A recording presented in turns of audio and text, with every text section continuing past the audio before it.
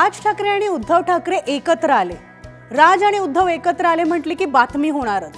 पण राज आणि उद्धव एकत्र आले होते एका कौटुंबिक कार्यक्रमासाठी। राज ठाकरे यांची बहीण जयवंती ठाकरे आणि अभय देशपांडे यांचा मुलगा यश देशपांडे यांचा आज नुकताच साखरपुडा संपन्न झालाय रिया पवार हिच्याशी।